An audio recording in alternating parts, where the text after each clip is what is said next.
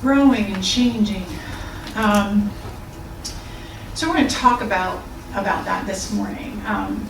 Way back in elementary school, I remember a teacher asking the question, how do you know when something is alive?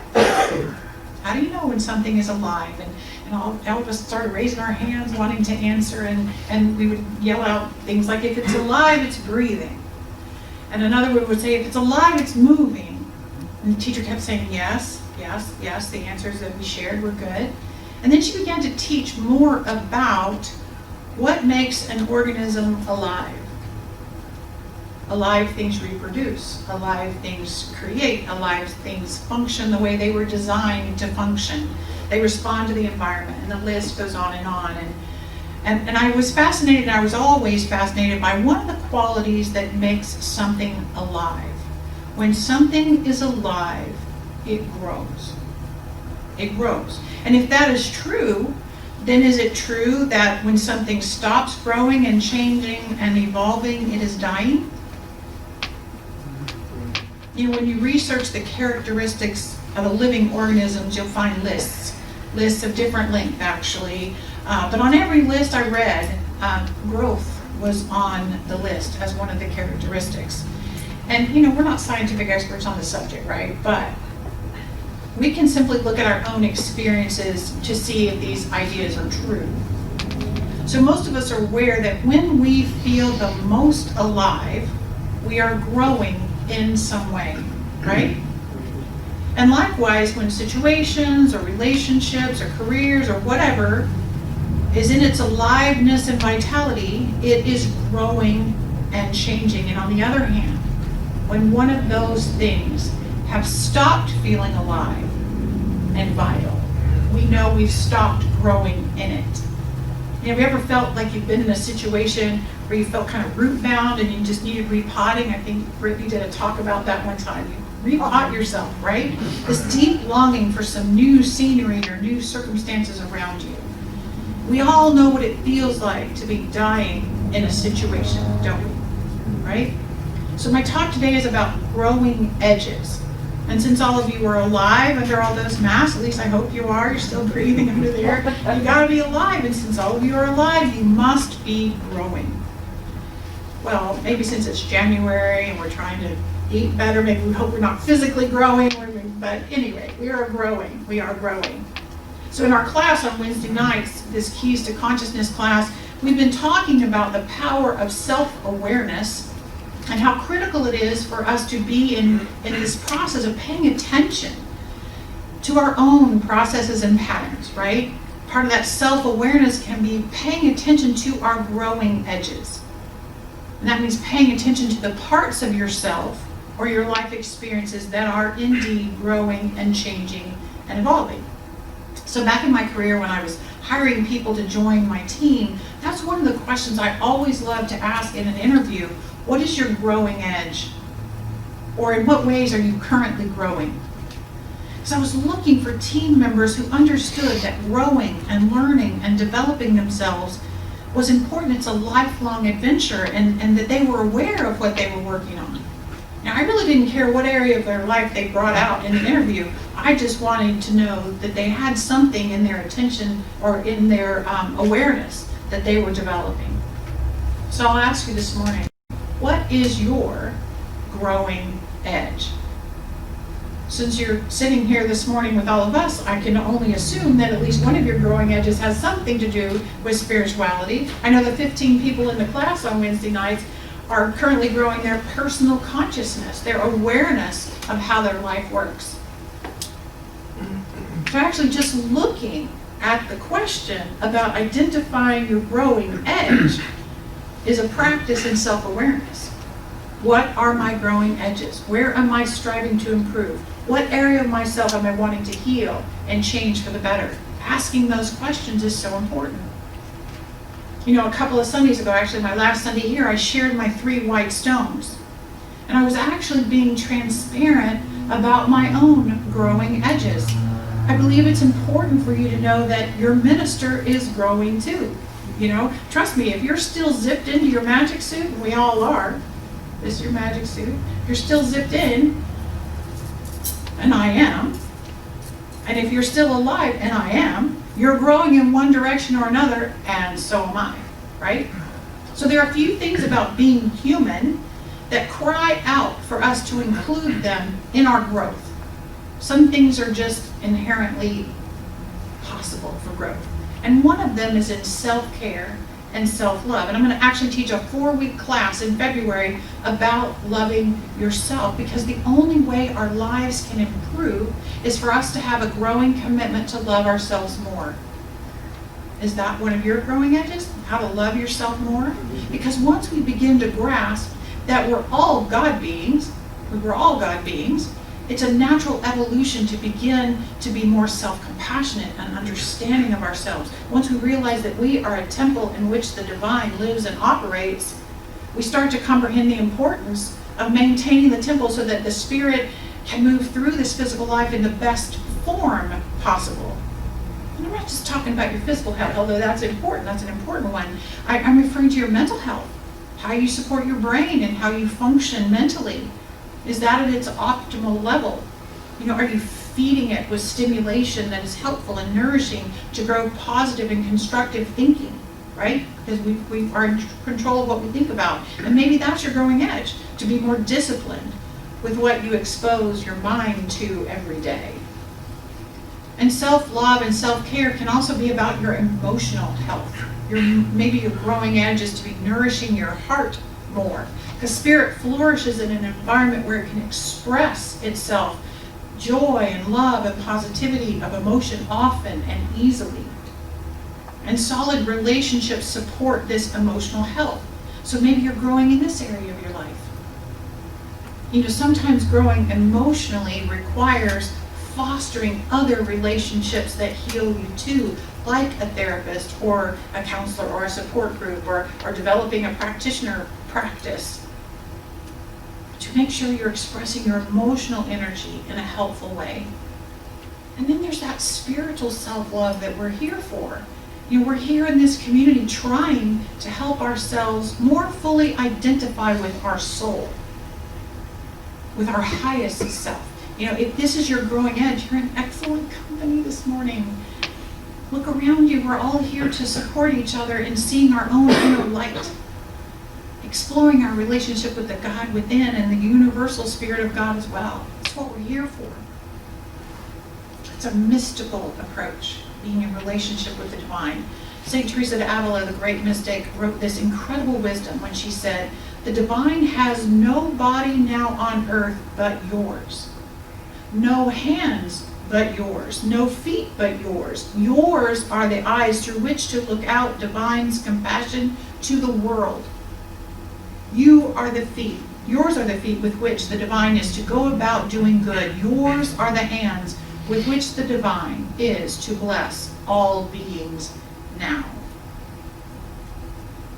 So how is the divine enjoying moving about as you?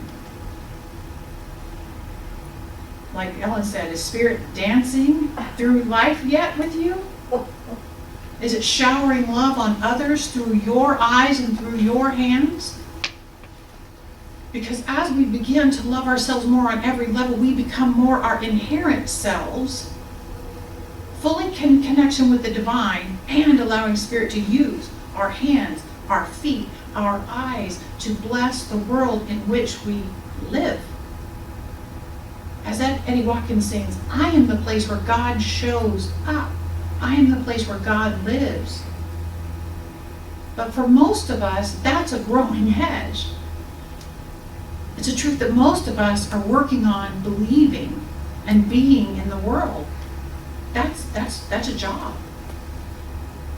And you may be looking at your growing edge from a completely different perspective, right? If I asked you about your areas of personal growth and development, you might describe things in your life that you're wanting to release, like habits that you want to break, or situations you're kind of extracting yourself from at this time, or you may describe a move that you wish to make, or a career change you want to make, or an education you want to pursue. All these things are looking at another way of looking at where are your growing edges. And as I said at the beginning of the service, we're all about fostering greater self-love through growing consciousness. We are spiritual beings having a human experience, but we have to really have a big human experience. Jeff Brown wrote this in Grounded Spirituality. He wrote, if you want to live a more spiritual life, live a more human life. Be truly, madly, deeply human. Truly, madly, deeply human. And I've never read a more relatable description of that work than I found in our book of the month. I hope y'all are reading Anita Morjani, because she wrote this fabulous, fabulous chapter. And we're going to talk more about the entire book on Tuesday night in our book study, but I want to share what I found it to be the best chapter in the book. Because what each chapter does is it describes these beliefs that prevent us from living a heavenly life. And the chapter I want to talk about today is titled, Spiritual People Have No Egos. So this is a belief that kind of keeps us from living a heavenly life. So without reading it word for word, I didn't even bring the book. I want to try to capture what she's saying about growing and healing in this lifetime. And she uses this wonderful analogy. And this is going to help me talk about this for the rest of my ministry. It's fabulous. She says that it's so important to love ourselves, all of ourselves. So much of spiritual work is designed to let go of the ego, right? To let go of the ego, to get with your spiritual oneness that we are. But this author is seeing it completely differently, and I just love it. She says it's like we are born with two knobs. Okay, so hang with me. Like old volume knobs, or those knobs on an old television set, right?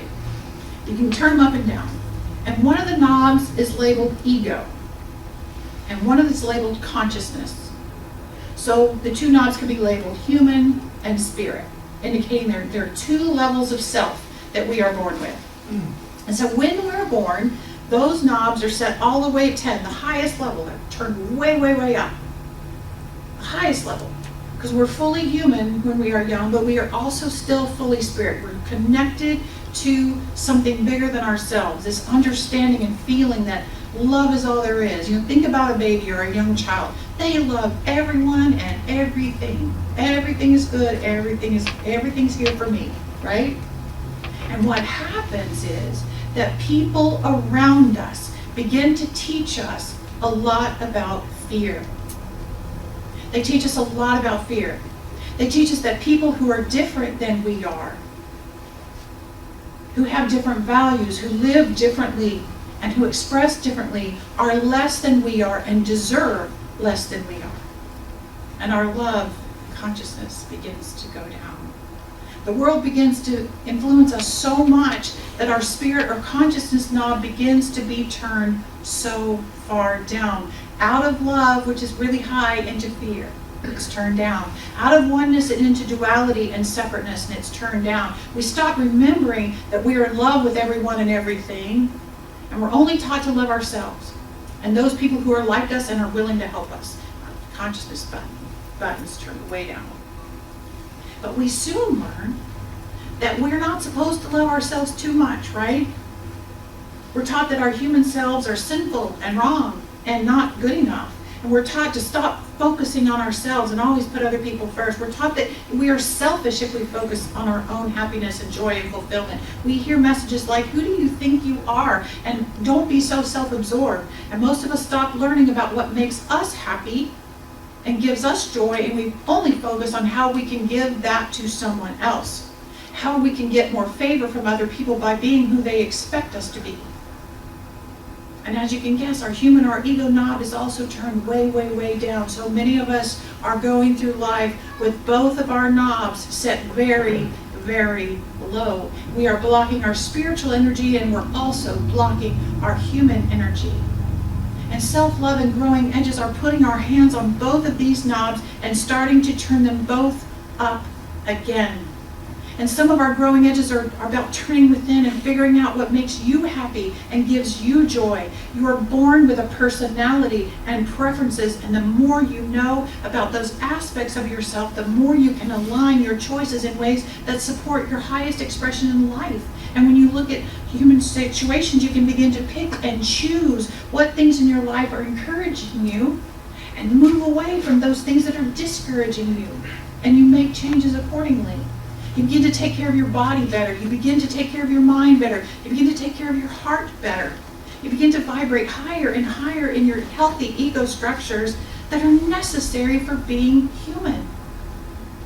And slowly but surely your awareness of self and attention to self turns that knob up higher and higher, and you feel better about your life because your life is reflecting more and more who you really are and what gives you joy. And some of our growing edges are about working on this knob over here, our connection to something bigger than ourselves. We have our hand on that knob, adjusting it higher and higher, and we begin to lose our fear of others and our need to defend ourselves. We forgive anything that caused us to turn the knob down in the first place. We find gratitude for everything we've experienced in life and understand that we zipped into this magic suit, but we are way more magnificent than this level of human expression. And both of those knobs are adjusted to higher and more powerful levels of living through self-awareness. Self-awareness is the practice that illuminates our relationship with everything seen and unseen. It's the practice of becoming more conscious of our own motivations, our internal dialogue, and the hidden beliefs that mess with the knobs in the first place. And once we are aware, when we come to those choice points where we can decide something new, we can take responsibility for knowing where our knobs are and how to turn them higher, with or without the help of others. We firmly remove anyone else's hands from our knobs. Stop messing with them. Those are for me. And for many of us, having our knobs turned down was traumatic. Compressing ourselves, our magnificent souls, into a human life based in fear and divisiveness is painful. And we know when things aren't right for us, but sometimes we go along just to survive. So I want to talk about my own experiences of having my knobs turned down. Let me talk about my spiritual knob first. So most of you know I grew up with an abusive father in a fundamentalist Christian household. He was a minister, and it was all based in fear and damnation. And God was not love, God was fear. People were not to be loved and trusted. People were to be feared, especially if they weren't the same religion or race or sexual orientation or nationality for that matter. For my upbringing, society as a whole was to be feared. If the spiritual knob is about knowing my connection to the universe, to God, and to everyone else in the truth of oneness, mine was basically turned off. And I grew more frustrated and cynical and pessimistic and more sarcastic and angry as fear and self-protection cemented me in the mindset that I was a victim of all the things and people that I was fearing. Let me talk about my human knob, right? So I was always a chubby kid, and I was always taller than the other kids, and I was in this really weird religion, so I wasn't allowed to fit in. I couldn't fit in. I developed major self-doubt and self-esteem issues, and as most of us growing up in those years, I was taught to put others first, to gain my value by pleasing other people, to accept anyone else and however they treated me if they said they loved me. And since I paid so little attention to myself, I had no idea what made me happy. I remember in my 30s when a friend asked me, "What makes your soul happy, Laine?" And I was baffled. I'd never been asked a question like that. I had no idea how to answer that question. And at some point I realized my knobs were both turned way, way down. At some point I realized something needed to change, and I turned to spirituality. Actually, Oprah Winfrey is who introduced me to the concept through her show, and I started reading books, and I started seeking teachers, and eventually I landed in a CSL just like this in Seattle, and I began to do the real healing work that I'm talking about. And that was 20 years ago this year. And these 20 years have been spent figuring out who I am as a human, what I love and enjoy, what empowers me, what inspires and nurtures me, and figuring out who I am as a spiritual essence of unconditional love and oneness, and what blocks my love of others, and releasing those blocks. What practices keep me awake and aware? What keeps me diving into forgiveness and gratitude work? And healing all of that is how we continue to grow and evolve as individuals. And as we grow and heal as individuals, we allow space for others to heal and grow too. And we have a wider impact on the entire human race. My life is now dedicated to helping other people adjust their knobs in a positive direction. Thank you, Anita Morjani, for this amazing analogy that I really will use forever. And I do this work for you, but I do it for me. For you see, we're all one. I like to think of us as a human race as one big amoeba that's moving slowly, inch by inch, but surely moving from fear to love. And I want to be on that growing edge of love. But if I want to be amongst the brightest and lightest of us that's pushing us towards love, I got to do my work. I have to continue to adjust my knobs in a positive direction by loving myself more as my messy human self, and I have to continue to awaken to the truth of oneness and unconditional love. I have to continue to practice forgiveness and gratitude work as I heal. So I hope this message this morning opened you up, opened your heart to being more truly, madly, and deeply human, and I hope it inspired you to be more open to unconditional love and oneness as you deepen yourself as spirit in form. Let's do our growing edges together. Let's move our knobs together, shall we? Shall we? Let's do our one sentence affirmation together. Today I embrace my growing edges as I become more gorgeous and loving as a human being and as a spiritual being. Let us pray. Spirit, I turn within and I open myself up to the possibility of greater self-love. I open myself up to the possibility of aligning myself more truly to the spiritual being that I am. I open myself up to knowing what I need as a human being to begin to love myself more, and what I need as a spiritual being to be allowed and empowered to love others more. I release all attachment to fear and I lean towards love of self, love of God, and love of others. And I call forth this possibility for each and every person in this room. And know that as we change and as we grow, love becomes more of who we are, what we are, and what we give. And we affirm this together. And so it is. So it is.